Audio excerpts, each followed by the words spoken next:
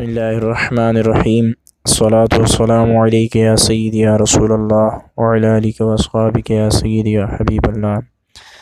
حضور نبی کریم رؤوف الرحیم صلی اللہ تعالی وسلم کا ارشاد مبارک ہے، بے شک جنت میں ایک دروازہ ہے جس کو ریان کہا جاتا ہے، اس سے قیامت کے دن روزہ دار داخل ہوں گے۔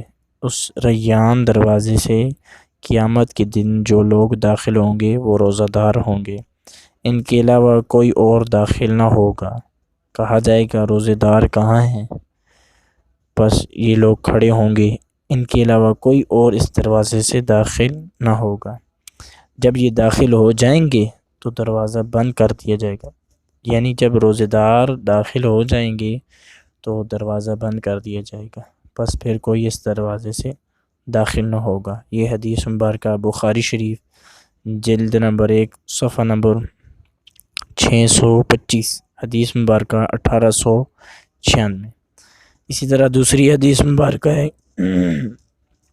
اسی طرح ایک اور فرامین مصطفیٰ صلی اللہ علیہ وسلم صاحب کا گناہوں کا کفارہ ہے، جس نے رمضان کا روزہ رکھا اور اس کی حدود کو پہچانا اور جس چیز سے بچنا چاہیے اس سے بچا، تو جو گناہ پہلے کر چکا تھا اس کا کفارہ ہوگا۔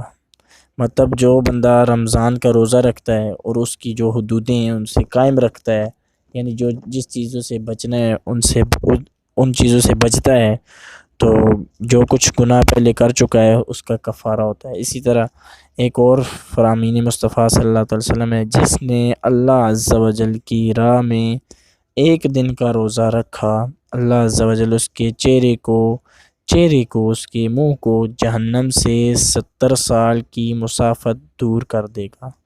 مطلب ایک بندہ روزہ رکھتا ہے اللہ عز و جل کی راہ میں، تو اللہ تعالیٰ اس کے چہرے کی دوری جو ہوتی ہے 70 سال کی مسافت ہو جاتی ہے، مطلب دور ہو جائے گا۔ یہ بھی حدیث مبارکہ بخاری شریف کی جلد نمبر 2 صفحہ نمبر 265، حدیث نمبر 2840۔